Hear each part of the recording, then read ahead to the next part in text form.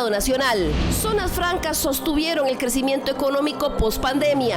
Evolucioné de operaria a técnica de calidad. Medtronic me ha permitido crecer mucho profesionalmente. Crecimiento del empleo tuvo su pico en el 2021. A pesar del éxito, algunos se cuestionan cómo hacer este modelo de desarrollo más inclusivo. De ligar a jóvenes emprendedores que existen aquí en Costa Rica para que lleven sus innovaciones al mundo entero. Esto es Estado Nacional. Espero que estén pasando un bonito domingo allá en sus casas o donde quiera que estén en este momento, pero muchas gracias por sacar un ratito de la mañana del domingo para acompañarnos aquí en Estado Nacional, en donde nos dedicamos a analizar con un poquito más de profundidad algunos de los principales temas de interés nacional.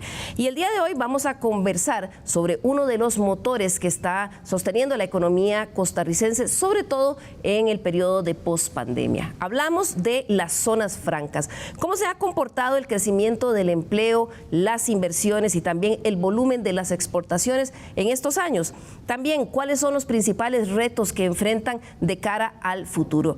Y por último, vamos a hablar también sobre cómo podemos hacer para que este modelo de desarrollo sea un poco más inclusivo y alcance sus beneficios a una mayor cantidad de costarricenses. Para ello, permítame presentarle a nuestros invitados del día de hoy. Está aquí con nosotros, de nuevo, un invitado a quien le tenemos mucho aprecio aquí en Estado Nacional, don Jorge Sequeira, director general de CINDE, que es la Agencia Costarricense de Promoción de Inversiones. Buenos días, don Jorge, bienvenido. Gracias, Liliana. Encantado de estar acá en su programa.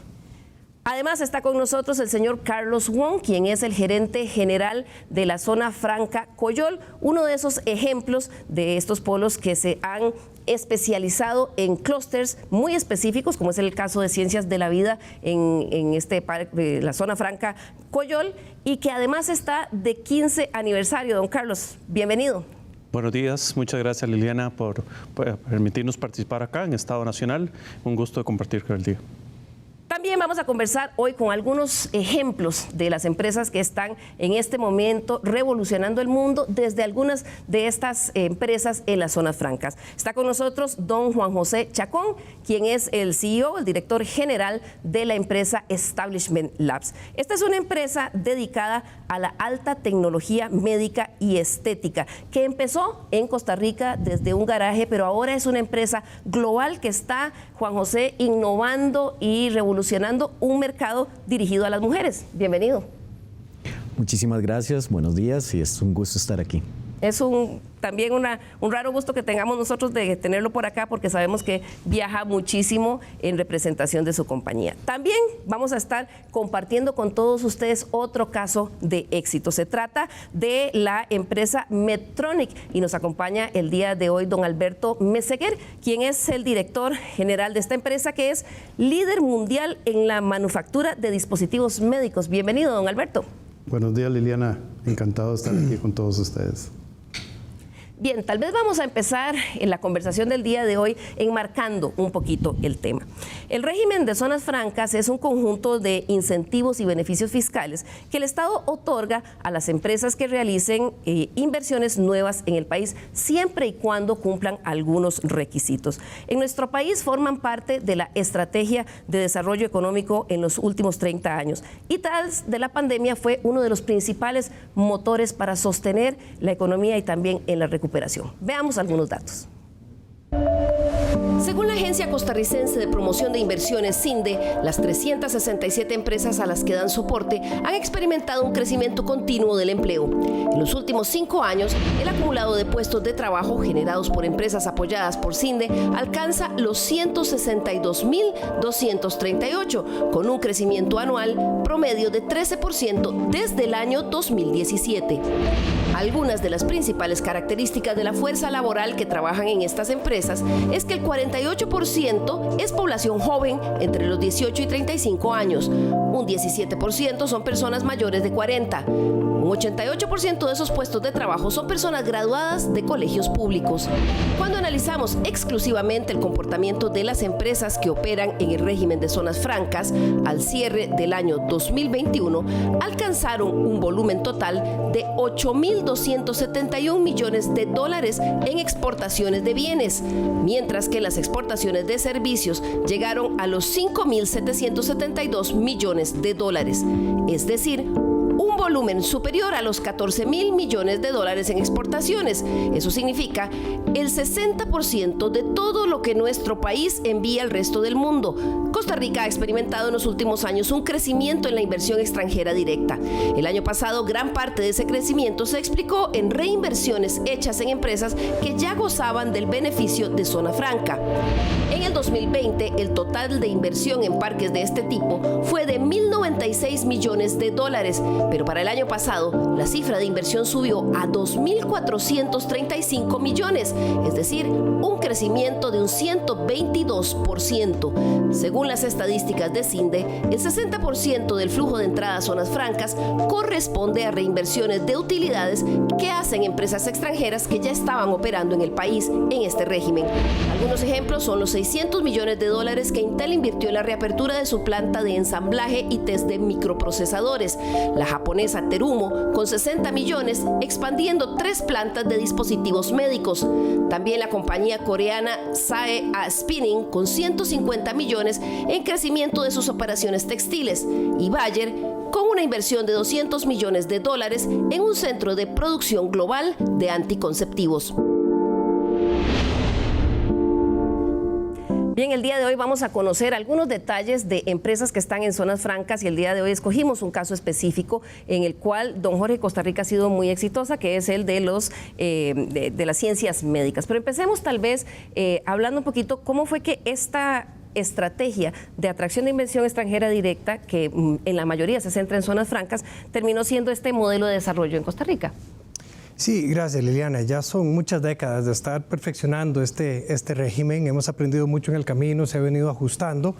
Y bueno, nace realmente desde los 80s como una forma de incentivar a que empresas vengan a Costa Rica a invertir, y como una forma, si se quiere, tal vez de compensar con algunos elementos de competitividad versus incentivos que se pueden ofrecer en otros países, como capital de trabajo que traigan directamente, pago de salarios y otra serie de incentivos que nuestro país no está en condiciones de dar. Y entonces fundamentalmente lo que ofrecemos es este régimen de zonas francas que lo que tiene son incentivos fiscales básicamente.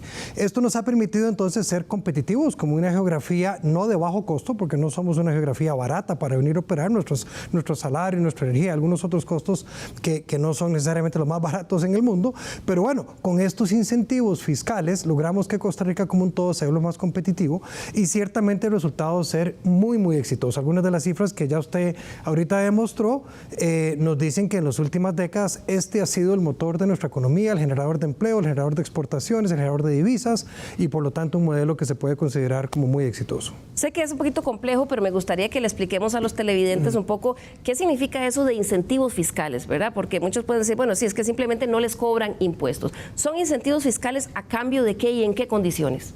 Sí, bueno, son una serie de incentivos que tienen que ver impuestos sobre la renta, por supuesto, no hay impuesto a las remesas, no hay impuesto a las importaciones de materias primas, ni impuestos a las exportaciones. Entonces, básicamente son una serie de incentivos fiscales que van a variar si la inversión se hace dentro de parque o fuera de parque, si se hace dentro de GAM o fuera de GAM, y acabamos, ¿verdad?, de promover una ley que lleva ciertos incentivos adicionales para las empresas que vengan a invertir fuera de GAM. Y bueno, a cambio las empresas se comprometen a invertir en sectores que el país ha determinado como estratégicos, y además a generar una X cantidad de empleo e invertir una X cantidad de millones a través del tiempo. Eso está estipulado, la cantidad de empleos y la cantidad de inversión que tienen que hacer para gozar de ese beneficio. Es correcto. La empresa en particular, cuando viene a invertir, firma un convenio, un acuerdo ejecutivo que es firmado por el presidente de la República, en el cual la compañía se compromete un determinado periodo de tiempo a contratar X cantidad de empleo y a invertir X cantidad de millones en ese tiempo. Don Carlos, no es un modelo exclusivo de Costa Rica, ¿verdad? Hay muchos países, yo estuve viendo algunos reportes en donde este es un modelo exitoso que digamos que está probado. Claro. Hay más de 5.000 zonas francas en el mundo y Costa Rica, siendo nuestro tamaño, es uno de los sectores que representa el mayor impacto en las economías locales. En el caso de Costa Rica, el sistema de zona franca se ha distinguido precisamente por ese impacto en el empleo y por el impacto en el Producto Interno Bruto de Costa Rica, superando casi un 12% del Producto Interno Bruto de Costa Rica. Y en el caso de otros países, las zonas francas son más de tipo comercial, pero aún así compiten con Costa Rica como plataformas para atraer inversiones. El caso de República Dominicana, el caso de Panamá, el caso de Malasia, utilizan la plataforma del sistema de zonas francas, la cual existe en países tan diversos como Estados Unidos, como Cuba o como Dubái. Así. Claro, usted representa una zona franca que está cumpliendo este año 15 años de operar, que es Coyol Frisón. Nacimos hace 15 años, como usted menciona, nacimos siendo una finca de caña de azúcar y la cual en aquel momento producía poco menos de 20 empleos y hoy en día tenemos el orgullo de poder decir que trabajan más de 22.000 trabajadores en nuestra zona franca, la cual se ha venido transformando muchísimo durante los últimos años, pero ha sido una zona franca que se ha orientado fundamentalmente a especializarse en dispositivos médicos y ir creando un ecosistema alrededor del tema de dispositivos médicos. Y esa ha sido quizá nuestra principal fortaleza en el tiempo y nos ha llevado a ser la zona franca número 1 del mundo y estar entre las 10 mejores, la zona franca número 1 de Latinoamérica y estar en la número 10 del mundo. Está clasificada o galardonada como número 1 en Latinoamérica. En Latinoamérica. ¿Por qué razones? ¿Qué le reconocen a Zona Franca Coyol para que fuera la número 1 de toda Latinoamérica? Varios elementos. El primero es nuestra especialización e impacto en la economía costarricense. Solo Zona Franca Coyol impacta el 2.76% del PIB nacional. Por otro lado, el impacto en empleo que tenemos y el valor de las exportaciones que se generan desde nuestra zona franca. Generamos más de $2.000 millones desde Zona Franca Coyol y esto ha permitido a su vez generar un empleo también muy equitativo. O sea, cerca del 50% del empleo que generamos son mujeres, el resto son hombres y en ese sentido también tenemos una población muy joven. En las cifras que usted mencionó se señalaba cuánto empleaban en los jóvenes, pues Coyol más o menos anda en esa misma relación. Cerca de un 70% de las personas que trabajan en Coyol están entre los 18 y los 34 años de edad. Claro, y es que aquí en Estado Nacional elegimos en esta ocasión, que no implica que en próximas veamos otros casos, el ejemplo de Zona Franca Coyol, porque se ha convertido en un líder en el sector de ciencias de la vida. Ahí empresas líderes a nivel mundial están construyendo plantas para fabricar desde piezas para dispositivos médicos hasta dispositivos médicos finales y también en logística. Por eso nos dimos a la tarea de conocer algunas de las historias que vemos allí en la Zona Franca Coyol. La Zona Franca Coyol es uno de los casos de éxito en la estrategia de atracción de inversión extranjera directa del país. Abierta hace 15 años, se ha consolidado como líder en el sector de ciencias de la vida, concentrando a 31 empresas que fabrican desde válvulas para el corazón, implantes de seno, sondas gástricas y múltiples tipos de dispositivos médicos. En los últimos 5 años, el volumen de exportaciones que salen de aquí al mundo pasó de $806 millones a $2.088 millones en el 2020. Ese dinamismo ha colocado a Coyol como líder en la generación de empleo en las zonas francas, alcanzando los 22.000 puestos de trabajo. CEGEX es un ejemplo del tipo de empresas que se ubican aquí, con un 100% de capital costarricense. Emplea a 70 personas en su operación logística de administración de inventarios. Empezamos alrededor de 7 u 8 años. Hemos ido creciendo continuamente. Hace menos de un año, por ahí del 2021, expandimos nuestra operación al doble. Teníamos 3.000 metros cuadrados de producción y ahorita estamos con la operación a 6.000 metros cuadrados, que son las instalaciones donde nos encontramos. ¿Cuántos trabajadores o colaboradores tienen actualmente? Actualmente contamos con 70 personas a nivel administrativo y operativo. Karina Chávez es un ejemplo de las miles de personas que han encontrado aquí no solo una fuente de ingresos para su hogar, sino un lugar donde superarse profesionalmente. Vengo de Atenas, mi edad, tengo 30 años y laboro acá en CEGEX hace 5 años y medio. Mis inicios fueron en el 2017, ingresé como operaria al laboratorio. Con el paso del tiempo y con la confianza que me han dado, empecé como líder de línea, ahí fui creciendo a supervisora de línea y luego hace 2 años aproximadamente me dieron la oportunidad de trabajar como inspectora de calidad en el área de aseguramiento de calidad. Por su parte, Catalina Montero, de 31 años, tiene 2 hijos y cada día se empeña por crecer en su vida profesional, tomando cursos técnicos que le ofrece su lugar de trabajo. Ingresé hace 7 años a CEGEX y empecé acondicionando en el laboratorio. CEGEX ha crecido muchísimo y ahora soy inspectora de calidad. Estudié en el TEC, ya que lo impartían acá mismo en Zona Franca Coyol, y ahora soy inspectora de calidad con el técnico en calidad y estoy sacando también supervisor de producción. Medtronic es otra de las 31 empresas en Zona Franca Coyol. Es líder mundial en la manufactura de dispositivos médicos. Para ellos, una parte clave de su historia de éxito son sus 600 colaboradores. Medtronic Costa Rica tiene alrededor de un poco más de 5 años de haber iniciado operaciones en Costa Rica en la división de dispositivos para la espina dorsal, ¿verdad? Lo que se llama la división Spine. Iniciamos con 10 productos y al día de hoy pues contamos más de 700 productos que enviamos a diferentes geografías, especialmente pues al mercado estadounidense. Esta empresa de dispositivos médicos se convirtió en un lugar para desarrollar la carrera profesional de Carla Galagarza. Ella empezó como operaria de calidad. Durante el proceso de técnica de calidad, terminé mis estudios, ¿verdad? Yo entraba a trabajar a las 6 de la mañana, salía a las 4 y entraba a la U a las 5:30 y salía a las 9.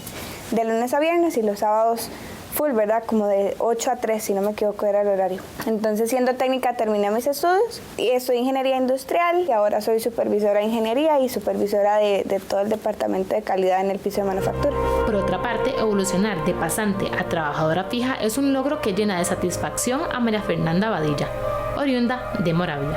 Medtronic me ha permitido crecer mucho profesionalmente. Desde que fui una pasante, pues me fueron dando como más confianza, más habilidades profesionales, desarrollé mis habilidades blandas y pues poquito a poquito fui adquiriendo más responsabilidad hasta este punto pues que ya pues soy empleada fija. Más de la mitad de los empleos que generan las 31 empresas en Zona Franca Coyol son mujeres y un 72% de los puestos son ocupados por personas jóvenes. La gran mayoría de quienes laboran en este parque son operarios de manufactura, lo que se convierte en una oportunidad para que personas con baja escolaridad o poca experiencia puedan adquirir un primer empleo de calidad con proyección de crecimiento, ya que existen una serie de programas de capacitación que van desde terminar el bachillerato, estudiar inglés y formación técnica. Esto gracias a alianzas con el Ministerio de Educación, Centro Cultural Norteamericano y Colegio Técnico Profesional de Atenas.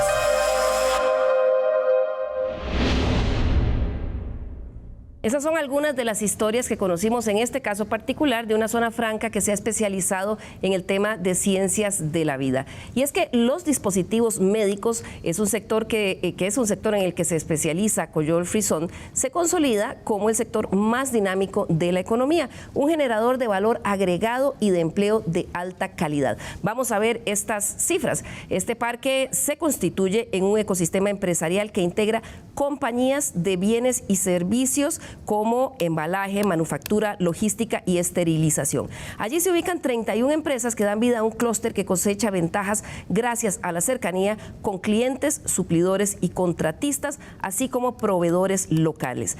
Esas 31 empresas lograron una cifra récord de exportación con un valor de $2.800, esto en el año 2020, porque las estadísticas del 2021 todavía se están procesando.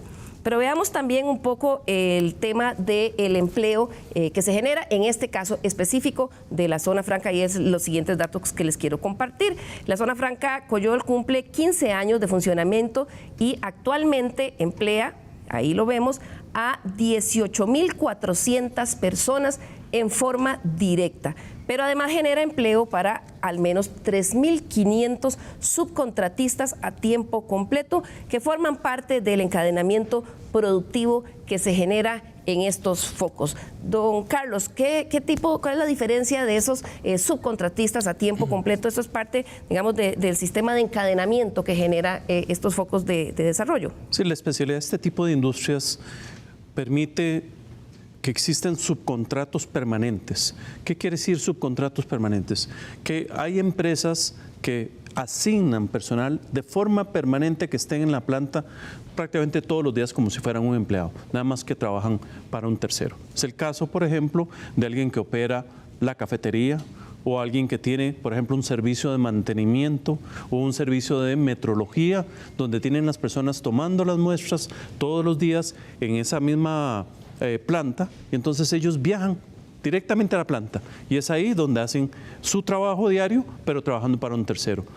Aparte de eso, tenemos otro grupo importante de subcontratistas que tiene que ver con el área de construcción, donde tenemos en forma permanente una cantidad importante de gente construyendo nuevas edificaciones para atender las necesidades de crecimiento de las empresas del parque. Entonces, esta dinámica es una dinámica que se presenta en todos los parques y particularmente en el caso Coyol ha sido una situación muy exitosa.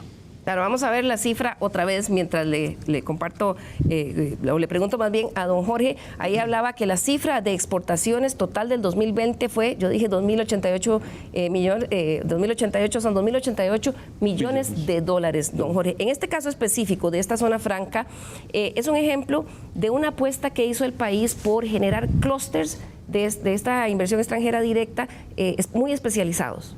Sí, efectivamente, creo que eso ha sido parte del éxito del país, que ha tenido una estrategia de largo plazo sobre sectores estratégicos que hablamos anteriormente, y creo que una de las ventajas de que CINDE sea una organización totalmente privada, que es una alianza público-privada, con COMEX y con Procomer, trabajamos muy de la mano, pero la ventaja de que sea privada es que no es víctima de los ciclos políticos. Entonces se puede pensar una estrategia país a largo plazo, a 10, a 20. De hecho, cuando nosotros hacemos ejercicios de visión estratégica, los hacemos por lo menos a 10 años plazo. ¿Cuáles son los sectores que están creciendo globalmente? ¿En cuáles Costa Rica puede ser competitivo? Tenemos esas ventajas diferenciadas, esos diferenciadores comprobables, etcétera. Y bueno, hubo un antes y un después, ciertamente hay que decirlo, con la llegada de Intel a mediados de los 90. Eso nos puso en el mapa, puso los ojos del mundo en Costa Rica y le apostamos a sectores que han sido ganadores en el tiempo, como dispositivos médicos, como tecnologías digitales y, por supuesto, servicios corporativos, que son, digamos, tres de los sectores más dinámicos y que más empleo y exportaciones generan en nuestro país. Claro, veíamos antes varias historias que visitamos en la zona franca Coyol. Hoy está con nosotros acá también Juan José Chacón, quien es el director general de la empresa Establishment Labs, que es otra de esas empresas que está ahí en la zona franca, que está generando empleo, pero que además tiene un origen, empezó aquí en Costa Rica y no quiero contar yo la historia. Juan José, cuéntenos la historia de esta compañía que está revolucionando una industria. Ustedes se definen como una industria de alta tecnología médica y estética al servicio de la mujer. ¿Qué es lo que hacen ustedes? Pues básicamente nos dedicamos a la alta tecnología dedicada a la salud de la mujer, específicamente en la cirugía mamaria, en el aumento y la reconstrucción mamaria. Hacemos los dispositivos, los conceptualizamos, hacemos todo el diseño aquí en Costa Rica y lo vendemos en más de 85 países y de forma directa con nuestra propia fuerza de venta en más de 15 países. Claro, ustedes son una empresa de origen costarricense, como decíamos, que empezó haciendo prueba y error en un garaje y que luego se capitaliza en el mercado internacional y se convierte en una empresa global. ¿Cómo fue eso? Bueno, nosotros teníamos una idea muy clara de lo que queríamos hacer para transformar una industria que durante décadas no tuvo ninguna innovación. Entonces, a raíz de eso, la salud de las mujeres en este campo se fue deteriorando. Entonces, nosotros nos dimos a la tarea aquí desde Costa Rica, y como usted dijo, desde de la casa de mis papás, ahí en Pavas, de crear ese nuevo mundo. Y con el tiempo, lo que nos dimos cuenta es que necesitábamos muchísimo capital y que ese capital no lo íbamos a encontrar en Costa Rica. Entonces, lo que hemos hecho a través del tiempo es justamente atraer muchísimo capital extranjero para poder extender comprometernos, ¿verdad?, con nuestros planes. El campo de los dispositivos médicos es muy, muy caro, entonces se requiere una gran cantidad de inversión. Entonces nosotros, una de las razones por las que salimos a la bolsa tecnológica de Nasdaq en Nueva York es justamente para tener los fondos necesarios para seguir creciendo.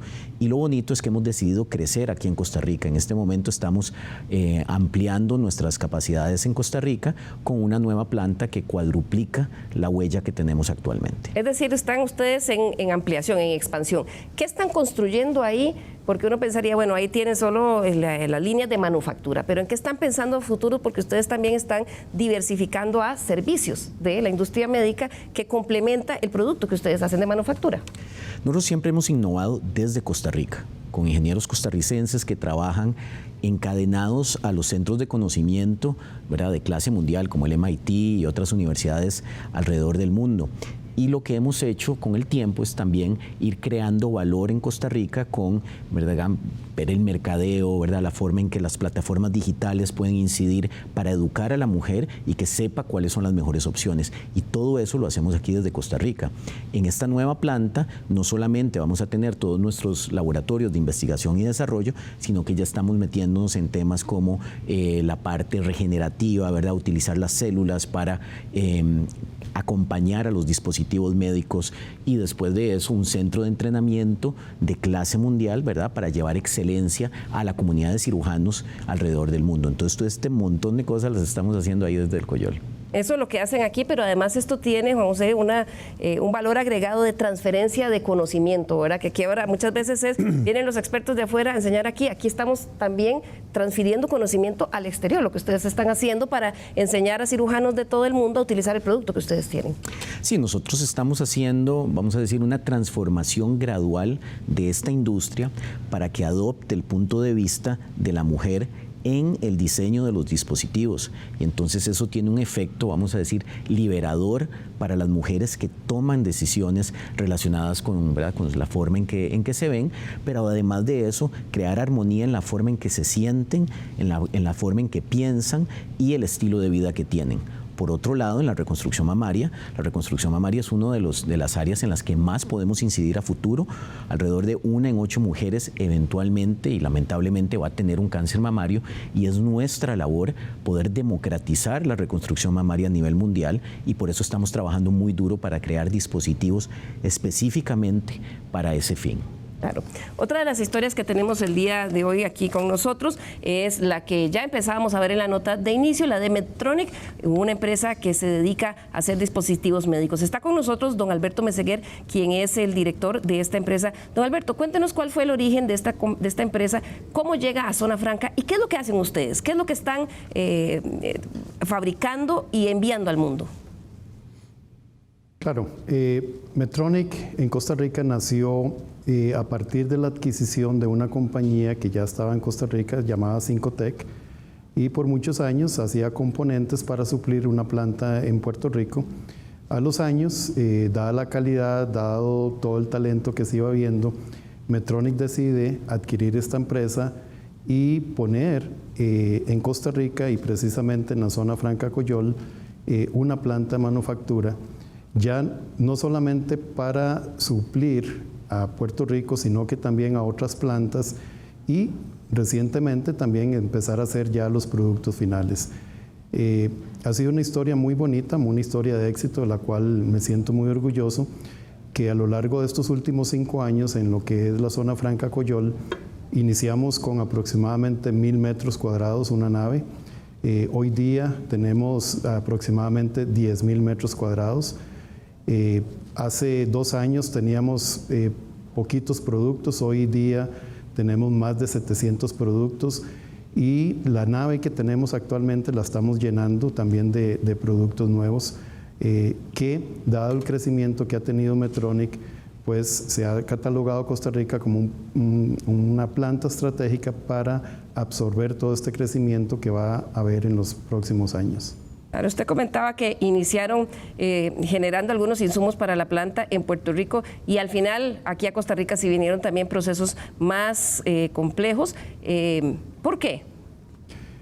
Ha sido la combinación de muchos factores. Primero, definitivamente el acompañamiento de CINDE, el acompañamiento de la Zona Franca Coyol, pero sobre todo el talento que existe en Costa Rica. Y aparte del talento, esas ganas de hacer las cosas bien y de la innovación. Entonces hemos encontrado pues definitivamente un excelente talento en mecánicos de precisión, que es nuestra fuente principal de labor, que nos sorprende día a día los jóvenes que salen, las ideas, las ganas de trabajar, y que realmente eso nos ayuda a que los resultados de la planta de Costa Rica sobrepasaran todos los pronósticos en los últimos 2 años, y gracias, yo creo que a esa combinación de factores, Medtronic decide pues aumentar definitivamente la producción en Costa Rica, dándonos pues más productos.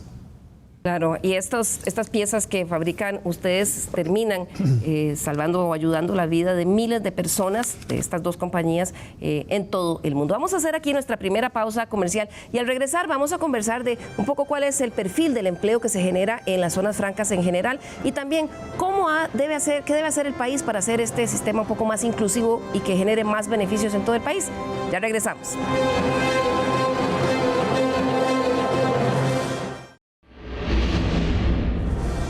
Recordamos nuestro correo l.carranza@teletica.com. Escríbanos, nos interesa mucho conocer sus sugerencias de temas, pero también las observaciones y críticas para hacer de este programa algo más atractivo para usted cada día.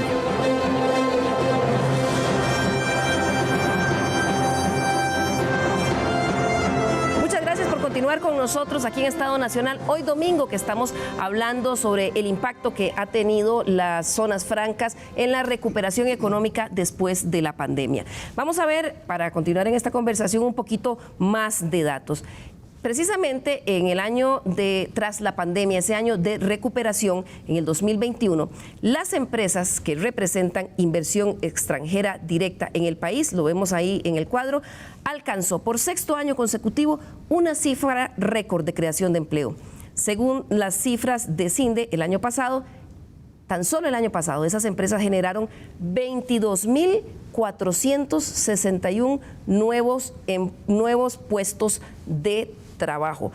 Don Jorge, a pesar de la contracción en la que estábamos en las zonas francas, quizás porque había una crisis sanitaria mundial, sobre todo en estas que se enfocan en ciencias de la vida, no se paralizaron. Sí, bueno, hablábamos anteriormente de que Costa Rica le ha apostado a sectores ganadores y la mejor prueba de esta fue precisamente la pandemia, en donde este sector mostró una resiliencia espectacular, Liliana, y más bien tuvimos, como ya lo dijeron ustedes, años récords de generación de empleo a pesar de estar en media pandemia. Sectores como ciencias de la vida continuaron creciendo y más bien aceleraron ese ritmo de crecimiento. Tecnologías digitales, cuando todos nos fuimos a trabajar desde la casa, cuando todo se empieza a digitalizar, todos los negocios empiezan a hacer una transformación digital, evidentemente es un sector que globalmente crece de una manera muy acelerada. Los centros compartidos de servicios y corporativos de servicios, todos estos son sectores que mostraron una tremenda resiliencia. El país hizo muy bien su trabajo, hay que decirlo. Se trabajó con un gran impulso del gobierno de la mano, fue un trabajo público-privado para que nunca se paralizaran los muelles. Es decir, Costa Rica no tuvo un solo día de interrupción de negocios y eso no pasó desapercibido.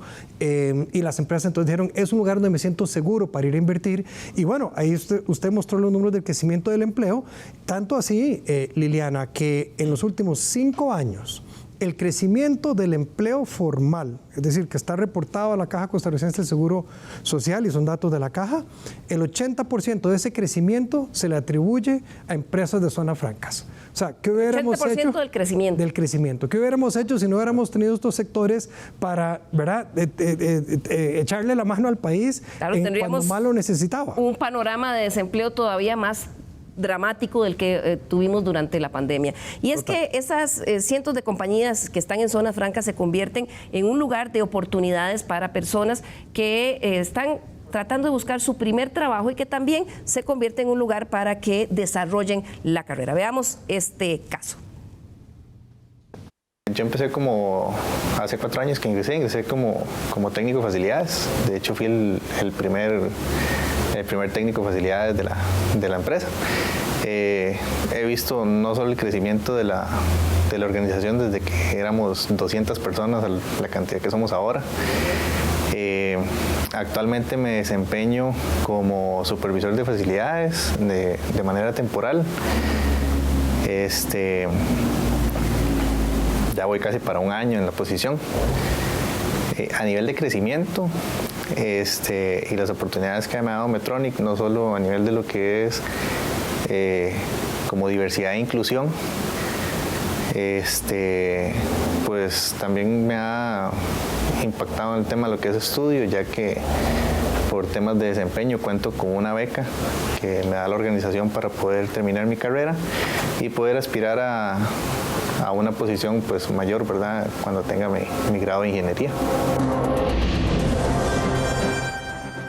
Oscar es un caso de la empresa Medtronic. Don Alberto, ¿qué tipo de perfil buscan una compañía como la de ustedes? Porque sí ha habido críticas en algunos momentos de que quizás el país atrae empleo e inversión para una mano de obra muy calificada y que hay muchos sectores que se quedan fuera de eso. ¿Cuál es el perfil de las personas que ustedes buscan? Claro, nuestro proceso básicamente es de mecanizado de partes metálicas. Por lo tanto, nuestra fuente principal son mecánicos de precisión. Mecánicos de precisión de colegios vocacionales, de Lina, y que hoy día, pues, a Dios gracias, les estamos dando una oportunidad adicional de poder crecer en este campo específico. Claro. ¿Cómo puede desarrollarse un mecánico de precisión? Porque esta es una carrera técnica de muchachos que salen de colegios vocacionales, pero ¿cómo va ganando valor agregado ese puesto si se diferencia de solo una persona que recién sale de un vocacional a desarrollarse en la industria, por ejemplo, de ciencias de la vida? Sí, aparte de ese conocimiento técnico de cómo correr, cómo maquinar, las personas van adquiriendo los conocimientos que vienen de la mano de la industria médica, las normas, los requisitos, la conducta. Una parte importante, la parte cultural que nos encanta, por lo menos de Medtronic, en el ambiente de diversidad, de inclusión, el respeto. Y las personas van adquiriendo cada día ese espíritu de la industria médica que les va a permitir crecer dentro de la industria, ya no solamente como mecánicos de precisión, sino que técnicos de calidad, inclusive llegando hasta ingenieros, como es el caso de Oscar que acabamos de ver. Claro, en el caso de Establishment Labs, Juan José, ¿qué tipo de perfiles buscan ustedes? Yo sé que tienen diferentes posiciones y dependiendo de la función, pero en general o en promedio, ¿qué tipo de perfil es el que buscan? En realidad es muy variado porque nosotros tenemos la parte de manufactura, entonces hay muchos operarios, supervisores de producción, ingenieros de soporte, pero están las otras áreas, las áreas de investigación y desarrollo, donde además nos involucramos muchas veces con gente joven que recién sale de la universidad para que nos acompañen en esos procesos de conceptualización. Y más allá de eso, cada vez hacemos más fuerte nuestro Media Lab, que justamente lo que está creando es contenido para ser transmitido digitalmente alrededor del mundo. Actualmente estamos trabajando más también en la parte de educación médica, que es algo que pretendemos reforzar con nuestra nueva planta. ¿Cómo fue para ustedes en su compañía el reto de la pandemia y cómo reaccionaron ante esa gran situación que vivió el mundo? Bueno, nosotros somos la empresa de mayor crecimiento en nuestra industria. Y sin embargo, ¿verdad?, en el segundo trimestre del 2020 vimos como una contracción, ¿verdad?, importantísima. Reaccionamos muy rápidamente justamente para prepararnos para lo que venía. Entonces limitamos en ese momento el nuevo empleo para justamente tener los recursos necesarios para que en el momento en que la demanda de productos volviera, entonces estuviéramos preparados. Y a partir de ahí hemos tenido un crecimiento exponencial, vamos a decir, a nivel no solamente de nuestras ventas mundiales, sino de la cantidad de operarios que tenemos. Acabamos de abrir un tercer turno en nuestras plantas aquí en Costa Rica, justamente porque necesitamos producir para atender la demanda mundial. Claro, don Carlos, mucho se dice esto de que la mano calificada que se busca en estas empresas, o que la mano de obra que se busca en estas empresas, el talento que se busca ahí es muy calificado, y que el problema de desempleo que tiene el país se centra precisamente en mujeres y los muchachos más jóvenes que además no terminan ni el colegio. ¿Hay alguna forma de encadenar eso con el dinamismo que tienen las zonas francas? Claro, yo creo que las zonas francas representan precisamente el lugar donde esas personas encuentran oportunidades. Como bien decía Jorge, la cantidad de empleos que se han generado en los últimos años en Costa Rica son fundamentalmente empleos generados en las zonas francas. Y ese empleo tiene varias características. Cuando analizamos las empresas de manufactura, el 80% del empleo que generan estas empresas es para operarios que en muchos casos no son bilingües, sino que son personas que vienen con un 9º año de colegio. Entonces, son personas que pueden ingresar a la fuerza laboral con conocimientos básicos. Quizás ese es un mito, porque hay muchos que piensan, no, como la empresa se llama St. Jude, o como se llama Medtronic, o Establishment Labs, no hablo inglés, ni siquiera voy a aplicar. Esa es parte precisamente de los mitos. Hay un aprendizaje que se puede hacer de los temas básicos de la industria, con lo cual pueden iniciar como operarios, como técnicos básicos, y luego van aprendiendo en la industria, porque esta industria tiene una característica muy importante, y es el aprendizaje que pueden hacer en la propia industria. Entonces, como no hay tanta formación en dispositivos médicos en el país, las empresas han venido creando estructuras de capacitación, y ahí es precisamente uno de los retos que tenemos: cómo hacemos para que más personas tengan esas características de empleabilidad que tiene el sector. Pero también existen oportunidades muy importantes en la industria de servicios y en la industria médica para atraer talento también profesional. Estas empresas, como bien decía Juan José, requieren ingenieros de producción, requieren también todo el soporte administrativo, y muchas han venido a montar desde Costa Rica centros de servicio. Y una característica muy interesante de esta industria es cómo ha pasado de ser un centro de procesamiento-producción a convertirse también en multiunidades de negocios, en las cuales tienes producción, tienes manufactura per se de componentes, y donde tienes servicios de valor agregado e incluso comercialización a nivel mundial. Y Costa Rica se ha convertido en una plataforma de exportación a más de 220 países en el mundo. Veo que Juan José siente muy decidido. ¿Esta es la experiencia que tienen ustedes? Sí, creo que, bueno, nosotros el 99% o más de nuestra producción sale a otros países. Entonces somos una de esas empresas que podría decidir producir en otro lugar. Y como costarricense, la verdad es que estoy súper orgulloso de que Establishment Labs siga creciendo en Costa Rica. Somos una empresa global, ¿verdad? Damos empleo en otros países también, porque tenemos que vender nuestros productos. Nosotros mismos somos, ¿verdad?, responsables de esa parte, y nos da un gran gusto hacerlo de Costa Rica. Y como decía Carlos o antes Jorge, es bien importante que este clúster se ha consolidado de forma tal de que yo ya no me tengo que explicar ante los inversionistas de que por qué producimos en Costa Rica. Queda claro que es una gran decisión estar en este país. Eso es marca país, don Jorge. Sí, absolutamente. Es una marca país que hemos venido construyendo. No tener que explicarle a los inversionistas por qué en Costa Rica. Eso es la mejor prueba de que la marca país funciona, pero que se construye a lo largo de los años. Así es, Liliana. Le cuento a título personal, yo en mi vida anterior fui empresario del sector de software, y recuerdo ir en los años 90 a vender nuestros productos y servicios a países como México, y tener un empresario que me preguntara: ¿y por qué yo le tengo que comprar a un costarricense un producto tecnológico? ¿Verdad? Bueno, eso era hace 25, 30 años. Hoy en día más bien es todo lo contrario. Lo decía muy bien Juan José. Hoy en día más bien las empresas vienen a Costa Rica porque Costa Rica ya se comprobó como un lugar donde tenemos el talento humano necesario para estar en los sectores que demandan las más altas calificaciones de nuestro personal, ¿verdad? Ahora, es importante lo que usted decía, Liliana, que las oportunidades, y ya Carlos lo explicó muy bien, son para todas las personas, prácticamente de todas las edades y diferentes capacidades. Evidentemente, en el sector de servicios, ahí también hay gran diversidad. Hay desde centros de contacto que requieren probablemente ya un nivel de inglés bastante sofisticado, van a requerirles y les van a dar ciertas certificaciones. Y bueno, si ya usted quiere trabajar en una de las áreas de investigación y desarrollo, probablemente va a tener que tener grados universitarios, incluso de maestría o superior, ¿verdad? Y ciertamente el bilingüismo sí es muy muy importante en el sector servicios. Que es donde el país todavía tiene que trabajar mucho. Absolutamente, deberíamos convertirnos a la brevedad en un país absolutamente bilingüe, Liliana, porque ya nuestros jóvenes que se gradúan no compiten en el mercado laboral nacional ni en el mercado laboral regional, compiten en un mercado laboral globalizado.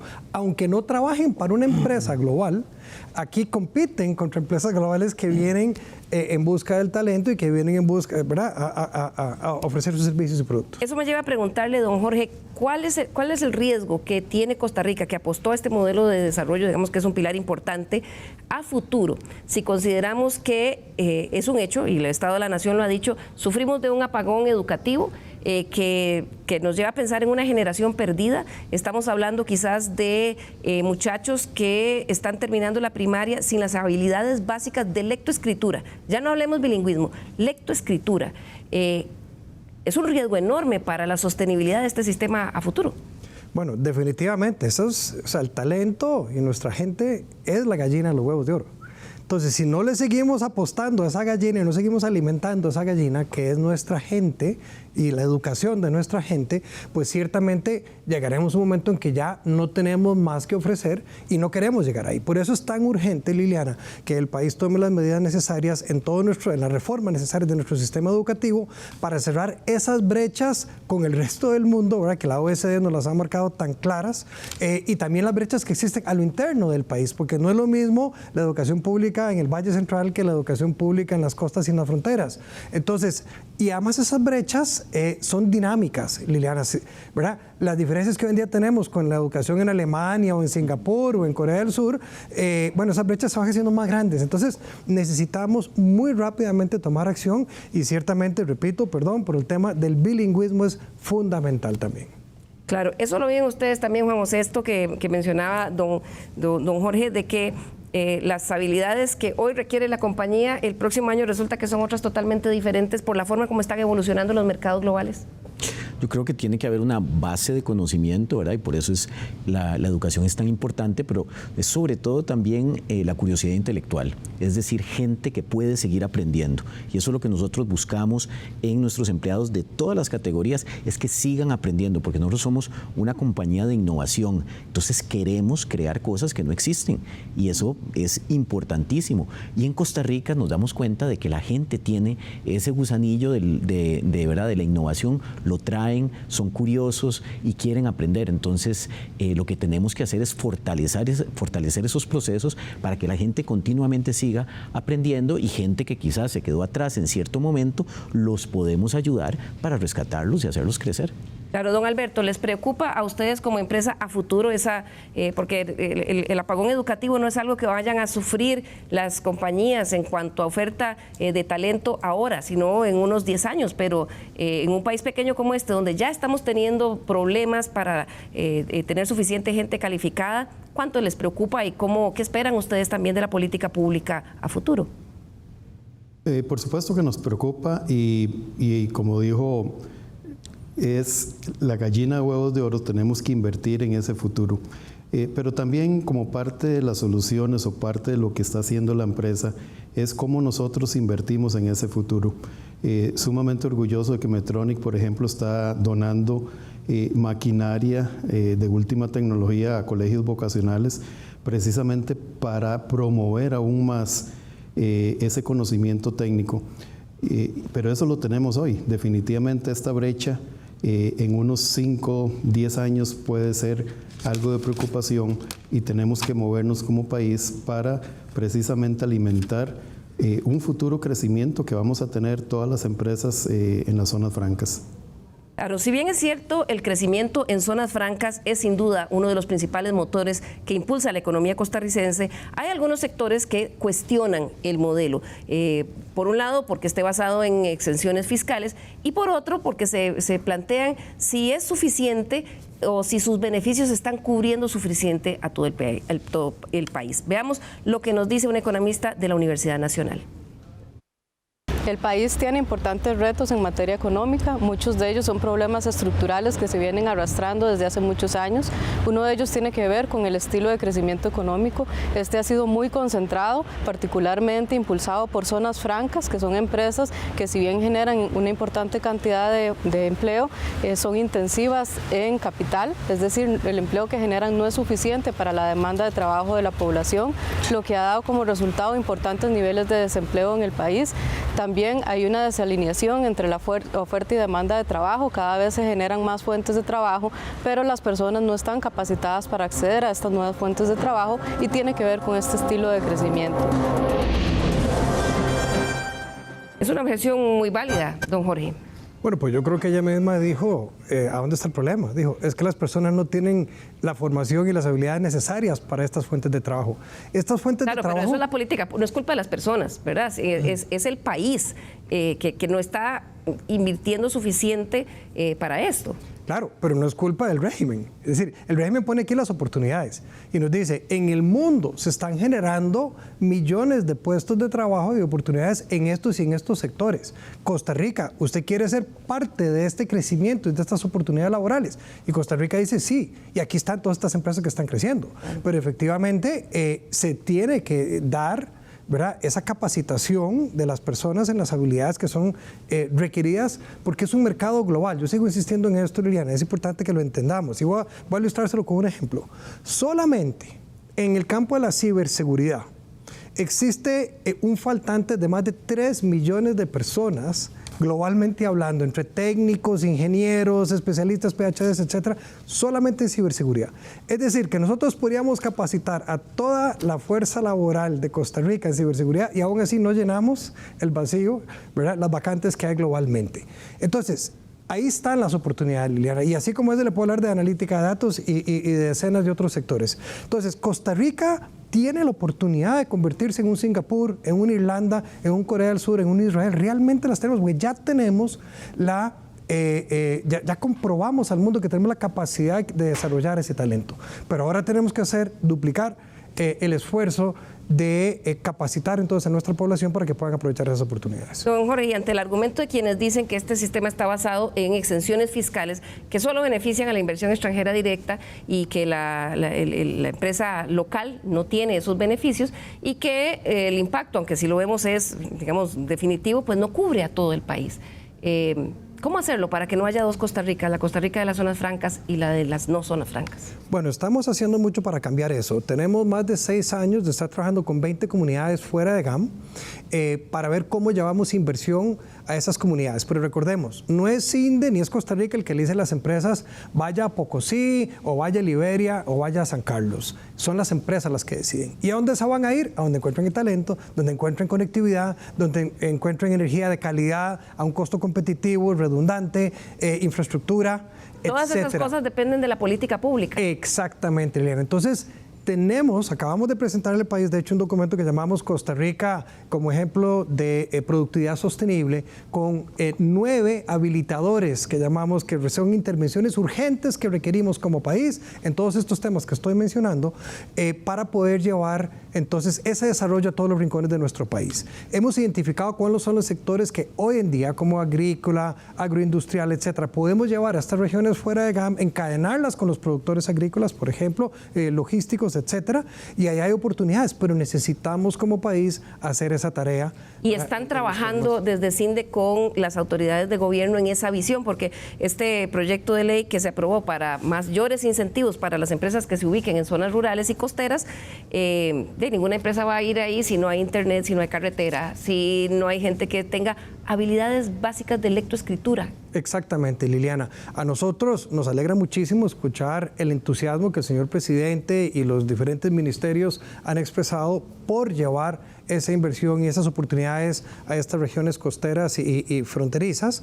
Y efectivamente, o sea, lo que tenemos que hacer es como país hacer la tarea, porque por más incentivos, por ejemplo, esta nueva ley da una reducción, ofrece una reducción de cargas sociales temporal durante varios años para que incentivemos a que las empresas tengan una reducción de costos de sus planillas. Por ejemplo, ya no solo incentivos fiscales, sino que tiene ya una reducción directa en los costos operativos de la empresa y otra serie, son 11 incentivos en total para empresas que quieren ir a establecerse fuera de GAM.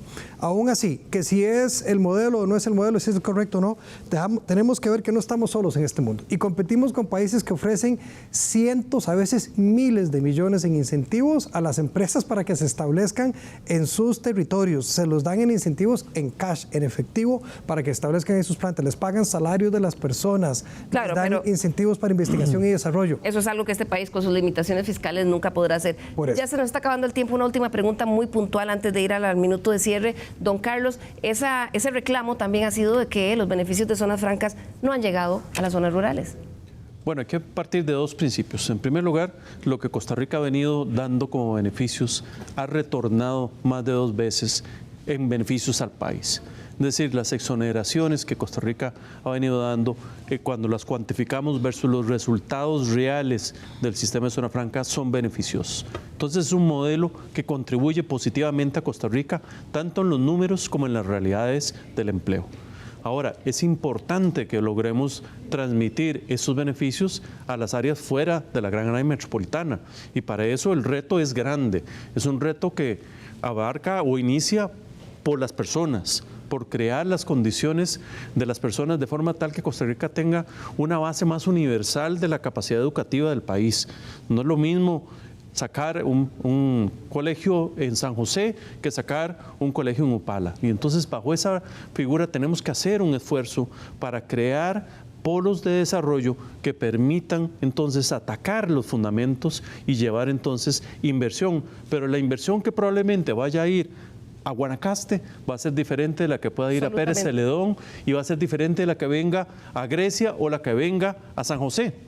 Lo que tenemos que hacer también es empezar a trabajar en los elementos de diferenciación en esa estrategia, tanto desde el punto de vista de los fundamentos de recurso humano como desde el punto de vista de los sectores que podemos atraer. Se nos acaba el tiempo. Voy a concluir en la parte final pidiéndole a nuestros invitados que en un minuto nos den una reflexión final. Empiezo por usted, don Alberto Meseguer, de la empresa Medtronic. Gracias. Bueno, definitivamente Costa Rica ha logrado crecer, generar muchos empleos gracias al talento, gracias a la iniciativa que muestran nuestros muchachos y nuestras personas, ingenieros. La inversión en la educación es de suma importancia para mantener ese crecimiento a un futuro y promover cómo otras empresas pueden venir a Costa Rica a seguir creciendo y a seguir colaborando con este crecimiento de empleos y de tecnología. Muchísimas gracias, don Alberto. Continúo con usted, Juan José Chacón, CEO de Establishment Labs. Me parece que la innovación y el emprendedurismo son los motores de las economías más dinámicas del mundo. Y me parece también que Costa Rica tiene la oportunidad de ligar a jóvenes emprendedores que existen aquí en Costa Rica para que lleven sus innovaciones al mundo entero por medio del régimen de zonas francas. Tenemos que encontrar la fórmula, pero hay que tener la convicción de que estos jóvenes emprendedores pueden ser, ¿verdad?, los motores de desarrollo de Costa Rica en el futuro y nos queda como asignatura pendiente. Muchas gracias, Juan José. Continúo con don Carlos Wong, gerente general de Coyol Frisón.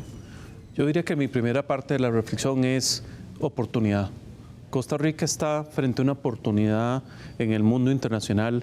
Los conceptos que hemos venido hablando de nearshoring y de friendshoring precisamente nos dicen que Costa Rica está hoy frente a una oportunidad de seguir desarrollando el país, de seguir atrayendo inversión extranjera de una forma importante. Por otro lado, eso nos llena a su vez de retos sobre el cómo hacerlo, y precisamente esos retos arrancan por cómo vamos a mejorar la condición del sistema educativo costarricense y cómo vamos a poder hacer para continuar ese flujo de talento que ha sido la base fundamental del éxito de Costa Rica. Y por otro lado, creo que Costa Rica tiene un reto muy importante en cuanto a la mejora de nuestra infraestructura y, como mencionábamos anteriormente, la capacidad de ir elaborando y creando nuevas empresas nacionales. El caso de Juan José es un caso de gran éxito, un caso admirable y que ojalá pudiéramos replicar más casos de esos. Y si Costa Rica logra unir precisamente lo bueno de la inversión extranjera con la capacidad del empresario nacional para trascender la economía costarricense, vamos a lograr tener un país muy exitoso. Muchas gracias, don Carlos. Termino con usted, don Jorge Sequeira. También una reflexión final, sobre todo pensando que el año pasado el 60% del flujo de entrada de inversiones en zonas francas fueron reinversiones. ¿Qué hacemos para que ya no solo crezcan tanto, sino traer más nueva inversión? Sí, cómo no. Yo creo que aquí ya lo hemos dicho, estamos hoy aquí con 3 historias de éxito de lo que este régimen de zona franca ha hecho por Costa Rica, el empleo que genera, el bienestar que ha traído a los costarricenses. Y aquí lo importante es que los costarricenses nos la creamos y realmente ya tenemos la trayectoria, tenemos la experiencia, tenemos el conocimiento, el talento para decirle al mundo que podemos convertirnos en el siguiente Irlanda, en el siguiente Israel, el siguiente Singapur y ciertamente cualquiera de esos para las Américas. Tenemos que invertir en sacar la tarea, sobre todo en el tema de educación, que ya lo hablamos, el tema de talento, el bilingüismo, en infraestructura, en telecomunicaciones, en fin, en todas estas áreas que ya conocemos, lo tenemos que hacer juntos. Esto no lo puede hacer el gobierno solo, no lo puede hacer el sector privado solo. Debemos trabajar juntos, verlo como una alianza, una gran alianza público-privada para sacar adelante este país y realmente podernos convertir en un país desarrollado. Tenemos, Liliana, todos los elementos y ya comprobamos que somos capaces de hacerlo. Bien, muchísimas gracias, don Jorge, y a ustedes también por acompañarnos, a las empresas que nos permitieron conocer sus historias. Muchísimas gracias, Juan José y don Alberto. La verdad es que ojalá hubieran muchísimas más, generando más oportunidades de trabajo, que es lo que necesita este país. Nos vemos la próxima semana, el domingo a las 10 de la mañana, aquí en Estado Nacional.